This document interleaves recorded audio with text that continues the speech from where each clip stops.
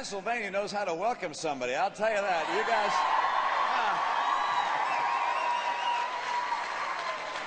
you know, it is that enthusiasm and that optimism that I'm convinced is going to drive America to an economic rebound, is going to create jobs, a brighter future for our kids. I am not someone who's looking to America to decline. I'm looking to America to take off, and it's going to happen with new leadership.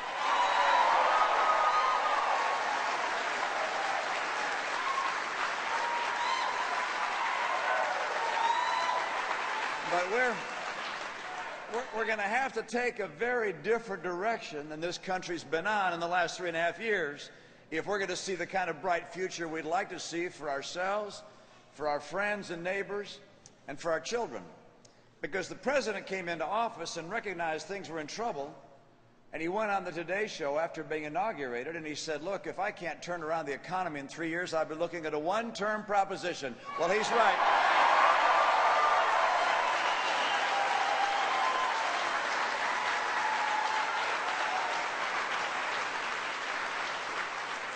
Now, I think he's got the message that there are 23 million Americans that are out of work or that have stopped looking for work or can only get part-time jobs. I think he's heard that about half of this year's college graduates can't find work or find work that's consistent with their college degree. I think he's heard the message that the median income in America has dropped by 10% in the last 4 years. I think he's seen the record number of foreclosures, and so he has to recognize his policies have failed to get America working again. And my guess is he wonders why that is. And I have the answer for him. Liberal policies don't make good jobs.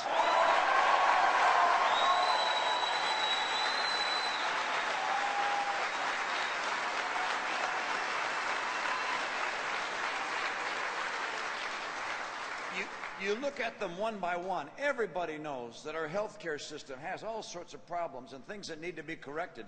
Most important of which, or one of the most important, is it's very expensive. Health insurance is extraordinarily expensive. There are a lot of things that need to be done to improve healthcare. But Obamacare is not the answer. We got to replace it and get rid of it.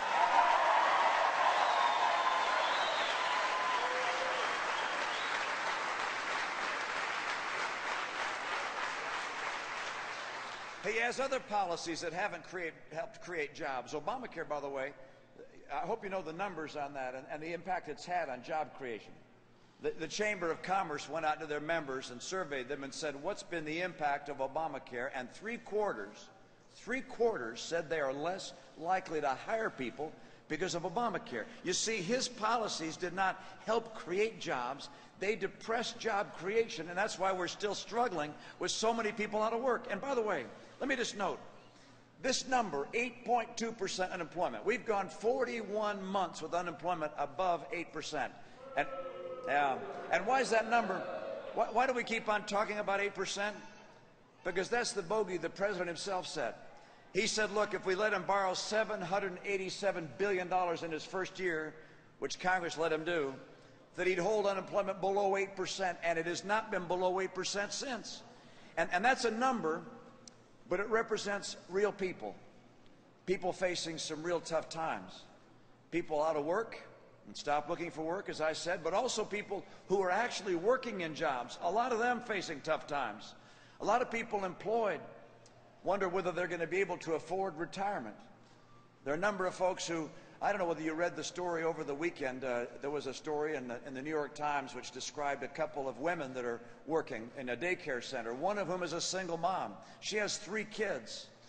One full-time job, 3 kids does not make a real comfortable life. She's had tougher and tougher times. Being middle class in America is getting tougher and tougher, and a lot of people in the middle class have fallen into poverty.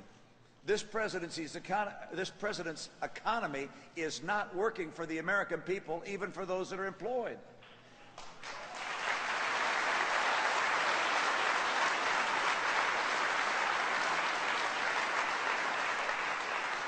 So I mentioned Obamacare as something that kills jobs. There's another one. When you increase the number of regulations at a rate 3 times that of his predecessor, with a bill like Dodd-Frank that makes it harder for small banks to grow and thrive and make loans, you don't add jobs. When you have energy policies that say no to fracking and no to drilling offshore and no to drilling in Alaska, no to taking advantage of our resources here, when you say no to coal, when you put in place regulations that don't allow coal to be able to be mined or to be used, these things kill jobs, and that's got to stop.